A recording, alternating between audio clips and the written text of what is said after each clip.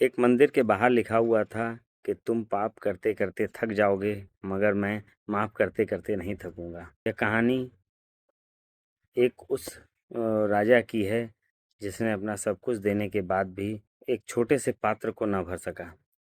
एक साधु महात्मा थे। वो एक सम्राट के यहाँ जाते हैं। इत्तेफाक से वह सम्राट अपने महल के उद्यान में घूम रहे थे, टहल रहे थे। तो उस सम्राट ने उस साधु महात्मा से पूछा कि हे महात्मा, मैं आपको क्या दे दूं? तो उन्होंने कहा कि यह मेरा पात्र है, इसी को भर दीजिए। सम्राट ने उस छोटे से पात्र को देखा और कहा बस इतना सा। तो वे कुछ सोने की असरफी ले आए और उसमें डाला, तो वह पात्र नहीं भरा। तो राजा ने कहा कि यह कैसे संभव है? फिर उन्होंने अपने महल के जो जेवरात थे, खजाना था, उसे मंगाया और उस फिर डालना शुरू किया, फिर भी वह नहीं भरा। इस तरीके से उसने पूरे अपने राज्य के और पूरे खजाने को उसमें डाल दिया, मगर वो भर न सका। जो साधु महात्मा थे उनके सामने प्रणाम करते हुए कहा कि हे महात्मा, यह क्या किसी जादू का बना हुआ है या क्या यह कैसा बना हुआ है जो भरता ही नहीं है? मुझे इसका रहस्य बताएं।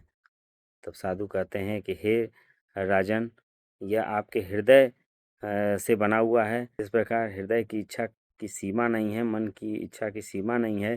जितना भी वहाँ दिया जाए वह ख़त्म हो जाता है, समाप्त हो जाता है और फिर और भी चीज़ों की इच्छाएं बढ़ जाती हैं। उसी प्रकार यह पात्र है। बहुत सारे लोग भौतिक चीज़ों के पीछे भाग रहे होते हैं। जितनी चीज़ें मिलती हैं वह भी हमें कम समझ में आती हैं। साधु महात्मा उस सम्राट से कहते हैं, आप वास्तव में इस पात्र को जब अगर भरना चाहते हैं तो मुस्कुराहट से भरिए, अपने प्रेम से भरिए और वह तब मिलेगी जब आप प्रभु का सुमिरन करेंगे।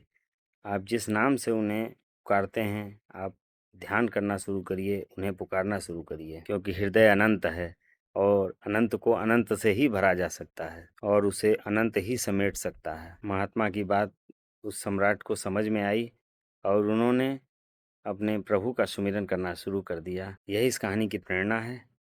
बहुत बहुत धन्यवाद।